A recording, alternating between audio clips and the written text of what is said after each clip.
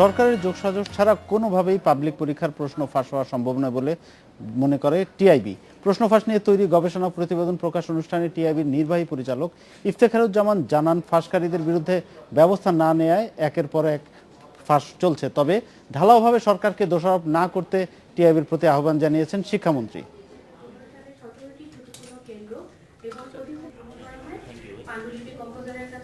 2012 সাল থেকে 2015 সাল পর্যন্ত পাবলিক পরীক্ষায় 63টি বিষয়ে প্রশ্ন ফাঁসের তথ্য পেয়েছে টিআইবি।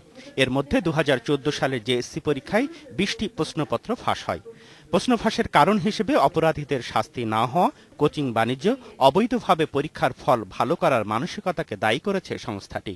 ডিজি প্রেসের কর্মীদের মধ্যে কেউ কেউ এটার সাথে জড়িত হয়ে পড়ছেন, সেটা আপনারা বিভিন্ন প্রতিবেদন করেছেন।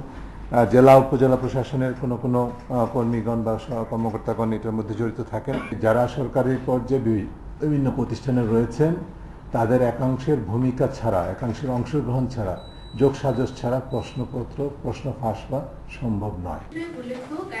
টিআইবির গবেষণা বলছে, প্রশ্ন তৈরি, প্রকাশনা ও বিতরণ পর্যায়ে 19টি জায়গায় প্রশ্ন ফাঁসের ঝুঁকি আছে। তবে সরকার যথাযথ দায়িত্ব পালন করছে না বলে অভিযোগ করেছে টিআইবি।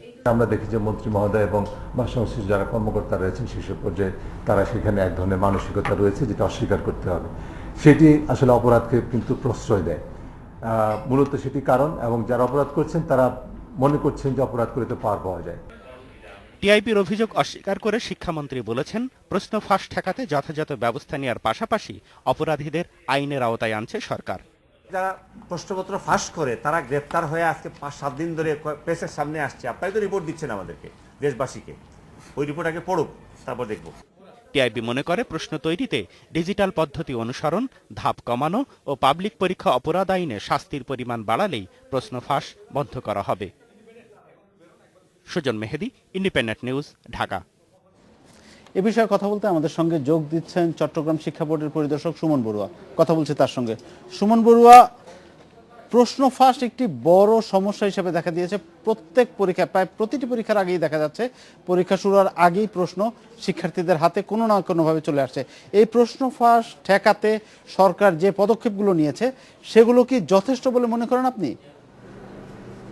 না, সরকার ইতিমধ্যে প্রশ্নপত্র ফাঁস রোধ করার জন্য বিভিন্ন ব্যবস্থা গ্রহণ করেছে এবং সরকার যে ব্যবস্থা গ্রহণ করেছে আমার কাছে মনে হয়েছে, আমি ব্যক্তিগতভাবে মনে করি সেটা যথাযথ।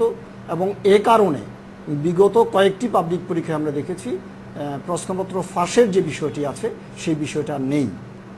কয়েকটি পাবলিক পরীক্ষায় নেই বলছেন, কিন্তু আমরা তো বিভিন্ন নিয়োগ পরীক্ষায় দেখছি বা অন্যান্য পরীক্ষায়, পাবলিক পরীক্ষায়ও কিন্তু প্রশ্ন ফাঁসের ঘটনা ঘটছে।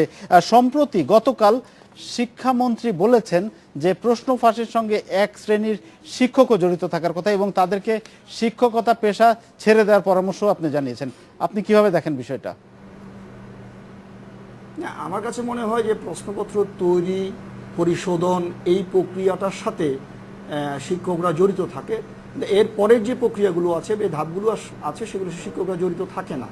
এই ক্ষেত্রে যেই পদ্ধতিতে পাবলিক পরীক্ষায় প্রশ্নপত্র প্রণয়ন হয় এবং পরিশোধন হয়, এখানে শিক্ষকদের জড়িত থাকার সম্ভাবনা খুব বেশি থাকে না। আপনাকে একটা ঘটনার কথা বলি। গতকালকে পত্রিকায় এসেছে এবং তার আগের দিন র্যাবের হাতে ধরা পড়েছেন কয়েকজন শিক্ষক যাদের বিরুদ্ধে অভিযোগ তারা পাবলিক পরীক্ষার আগে প্রশ্ন হাতে পাওয়া মাত্রই ফাঁস করে দিয়েছেন, আগেই বাইরে পাঠিয়ে দিয়েছেন এবং ঢাকারই একটি কলেজের একজন শিক্ষককেও তারা গ্রেপ্তার করেছেন। তো শিক্ষকরা জড়িত থাকেন না বা এরকম অনেক প্রমাণ আছে। যাই হোক, আপনার কাছে আমি আরেকটু প্রসঙ্গ তুলছি যে টিআইবি বলছে যে প্রশ্ন ফাঁসের বিরুদ্ধে যারা, প্রশ্ন ফাঁসের সঙ্গে যারা জড়িত তাদের যথাযথ শাস্তি না হয় ফাঁসের প্রবণতা বারবার বাড়ছে। আপনি কি সেটা মনে করেন? না, এখন সরকার বিভিন্ন পদক্ষেপ গ্রহণ করেছে এবং সরকার বিভিন্ন সংস্থার মাধ্যমে যারা এটার সাথে জড়িত আছে তাদেরকে খুঁজে বের করে শাস্তি দেওয়ার চেষ্টা করছে। এটা একটা ভালো উদ্যোগ। তো যত বেশি শাস্তি পাবে বা যারা এর সাথে জড়িত তাদেরকে যথাযথ শাস্তির আওতায় আনা যাবে, অবশ্যই এটার প্রবণতা আস্তে আস্তে কমে যাবে। আরেকটি বিষয়, এখন দেখতে পাচ্ছি যে প্রশ্নপত্র ফাঁস হচ্ছে নানা রকম আধুনিক প্রযুক্তি ব্যবহার করে। আপনি কি মনে করেন যে সরকারের সেই সক্ষমতা আছে সেই প্রযুক্তি ব্যবহার করে প্রশ্নপত্র ফাঁস ঠেকানোর মতো? অবশ্যই সরকার যদি চায়, পরিকল্পিতভাবে এগিয়ে যায়, তাহলে প্রযুক্তি ব্যবহার করে বা আধুনিক প্রযুক্তি ব্যবহার করে এই প্রক্রিয়ায় যদি প্রযুক্তি ব্যবহারের মাধ্যমে যদি প্রশ্নপত্র ফাঁস এসে রোধ করতে পারবে, এক্ষেত্রে সরকারকে পরিকল্পিতভাবে এগিয়ে যেতে হবে। ধন্যবাদ আপনাকে আমাদের সঙ্গে থাকার জন্য।